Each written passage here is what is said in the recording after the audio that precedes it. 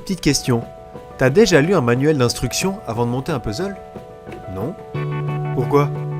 Parce qu'un puzzle n'a pas besoin d'instructions écrites. Mais un puzzle est super complexe et comporte tellement de pièces. Oui, c'est vrai. Mais la logique de la construction d'un puzzle se trouve dans le puzzle lui-même. Et si tu suis attentivement cette logique, toutes les pièces s'assembleront et formeront finalement une belle image. Et si jamais, dans la vraie vie, je n'ai pas l'habitude de me parler à moi-même. L'exemple avec le puzzle s'adapte parfaitement ici, car il montre ce que nous, les chrétiens, voulons dire par auto-interprétation. L'Écriture ne se contente pas d'énoncer les paroles de Dieu dans des versets individuels et dans le tableau général, mais elle détient également la clé de la manière dont nous devons les interpréter. Tout d'abord, en ce qui concerne la clarté interne de l'Écriture, que l'Esprit est dans le lecteur aussi bien que dans la Bible.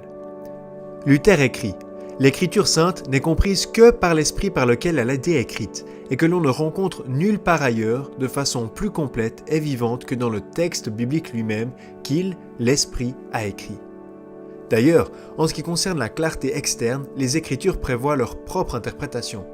Prenons l'exemple de quelques images de l'Ancien Testament. Moïse a construit un serpent d'airain. Jésus-Christ a donné sa vie sur la croix.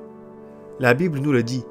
Et tout comme Moïse a élevé le serpent dans le désert, il faut aussi que le Fils de l'homme soit élevé. Est-ce difficile à comprendre? Non, pas du tout.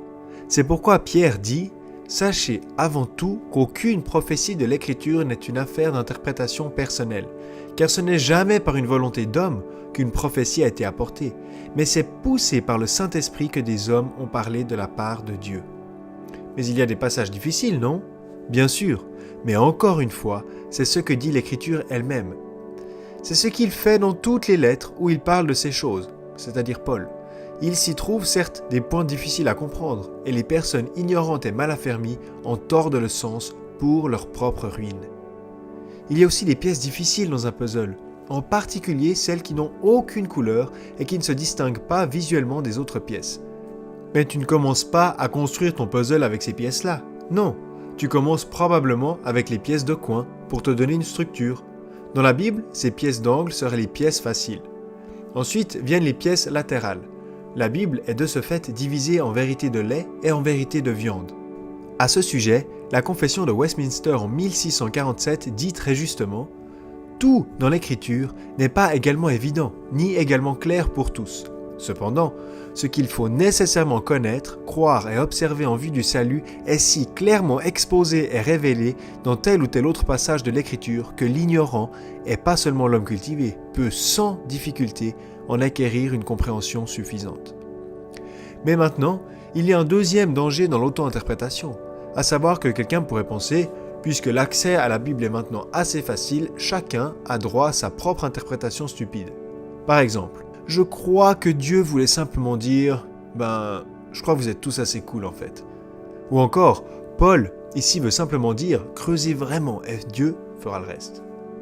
Luther a déclaré « mais maintenant, chacun veut être maître des Écritures et croit l'avoir bien compris même s'il ne l'a pas encore étudié à fond. Tous les autres arts et métiers ont leurs enseignants et leurs maîtres, dont il faut aussi apprendre l'ordre et les lois qui doivent ensuite servir de guide et être respectés. Seules les saintes Écritures et la parole de Dieu sont soumises à toute cette arrogance, cette vanité, cette gratuité, cette présomption, où l'on essaye de la soumettre, de la tourner et de l'interpréter chacun selon sa compréhension ou sa volonté, selon sa propre tête. La plupart des fausses doctrines arrivent en fait dans le christianisme par la porte de derrière des passages difficiles. Par exemple, Dieu dit soi-disant en Jean 10 que les humains sont des dieux. C'est ce que les Mormons, par exemple, utilisent pour passer outre tout le reste de l'Écriture. C'est pour cette raison que Pierre continue. Il s'y trouve certes des points difficiles à comprendre, et les personnes ignorantes et mal affermies en tordent le sens, comme elles le font des autres Écritures, pour leur propre ruine. L'auto-interprétation ne signifie pas « chacun est libre d'interpréter l'Écriture pour lui-même », mais que l'Écriture seule est reine, solam scripturam regnare, et que la Bible n'est pas interprétée par mon esprit ou celui de tout autre homme, mais est comprise par elle-même et par son propre esprit. C'était compliqué? Pas vraiment, non? La Bible s'explique elle-même. Mais si c'est si clair, pourquoi rien ne se passe et rien change lorsque je lis la Bible? Ce que tu dois faire pour vraiment changer quelque chose, je te l'expliquerai dans la prochaine vidéo.